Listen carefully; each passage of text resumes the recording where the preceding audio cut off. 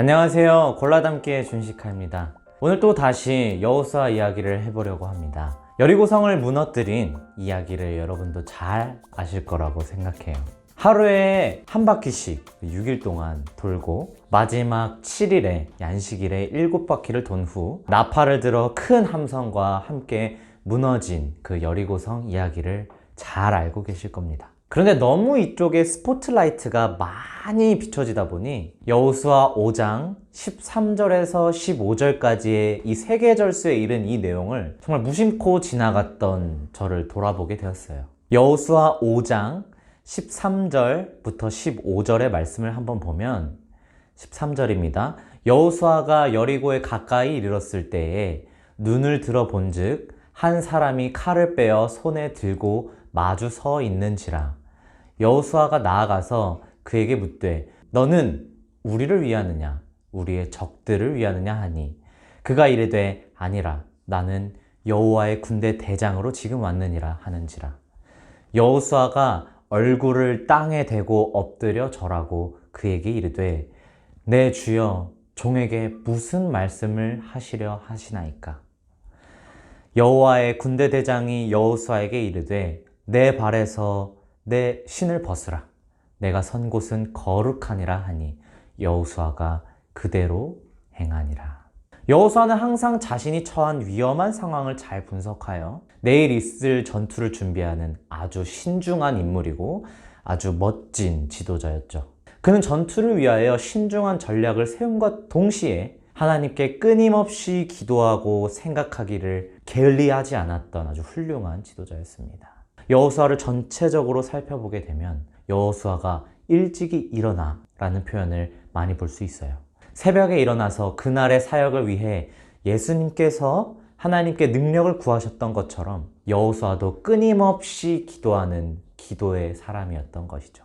그럼에도 인간은 절망이 찾아오게 되면 흔들리고는 합니다. 여리고성을 바라보는 백성의 일원이 되어서 생각해 보게 됩니다. 암담하고 그 높은 벽을 어떻게 넘어갈 것이며 그 여리고성을 어떻게 점령할 것인지, 내가 저 지도자를 따라갈 수 있는 것인지. 그러나 내 절망이 마지막에 다다른 곳, 바로 그곳이 하나님께서 움직이시는 자리입니다. 하나님이 모세와 함께 한 것처럼 여호수아와도 함께 하시는 것입니다. 모세의 명성이 온 세상에 두루 퍼진 것 같이 여호수아의 명성도 그러했어요. 모세가 홍해를 가른 것 같이 여호수아도 범람하던 요단 강물을 멈추게 했고요. 백성들 앞에서 그의 위치는 모세와 같았습니다. 죄에 휩싸인 이스라엘을 위하여 중재하는 여호수아의 모습은 마치 모세를 보는 듯합니다. 그리고 일생을 마치기 전 모세처럼 권위와 품위가 있는 그런 고별 설교를 남기고 합니다.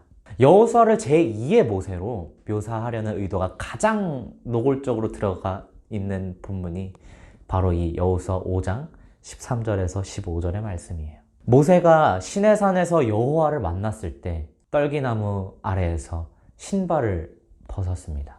그곳은 거룩한 곳이니 내 신을 벗으라고 이야기하십니다. 여호와의 군대 장관을 만난 여호수아도 이 신발을 벗는 장면이 나오죠. 왜 이 신발을 벗는 게 이스라엘 백성들을 애굽에서 탈출시키는 일과 여리고성을 함락시키는 일보다 먼저 해야 하는 일이라고, 먼저 신을 벗으라고 말씀하시는 걸까요? 여호수아는 이 사실을 잊고 있었어요. 여호수아는 나름대로 여리고성을 무너뜨릴 준비를 해놓았지만 그것만 가지고서는 결코 그 큰 여리고성을 함락시킬 수 없기 때문이죠. 자기의 힘과 재능, 꾀만 가지고서 또한 자신과 동행한 이스라엘의 군사력 가지고는 결코 여리고성을 무너뜨릴 수가 없습니다. 여호수아에게는 먼저 할 일이 있었어요. 그것은 제멋대로의 자기의 신발을 이제 그의 발에서 벗어버리는 것이었습니다. 인간의 수단과 방법의 신발을 벗어버리는 거죠. 하나님의 능력과 하나님의 사랑과 하나님의 지혜를 의지하고 하나님의 역사와 하나님의 인도하심을 의지하는 거예요. 그래야 비로소 하나님께서 열어주시는 그 승리의 길을 볼 수 있는 것이에요. 내 발에서 신을 벗으라. 이 말씀에 대한 여호수아의 응답은 무엇이었나요? 바로 순종이었습니다.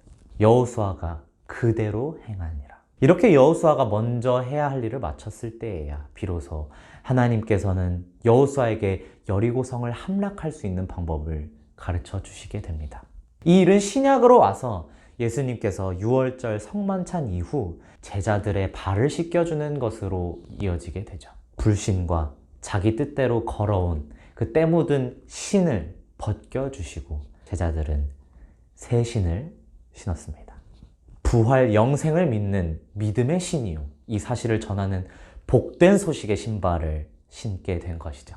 에베소서 6장 14절 15절의 말씀의 내용처럼 하나님의 전신 갑주에도 평안의 복음이 준비한 것으로 신을 신고 라고 되어 있습니다. 하나님이 신겨주신 신발, 모세도 신었고 여호수아도 신었으며 제자들도 신고 새 길을 갔습니다. 우리 골라담기 시청자 여러분, 어떤 신발을 신으셨나요? 새 신을 신으셨나요? 낡은 신발, 거짓과 위선과 상대적 의식으로 신겨진 신을 벗지 아니하고는 새 신을 신을 수 없음을 기억하시면 좋겠습니다. 우리 새 신을 신고 하나님 안에서 새 신을 신고 뛰어보자 폴짝 하시면 좋겠습니다.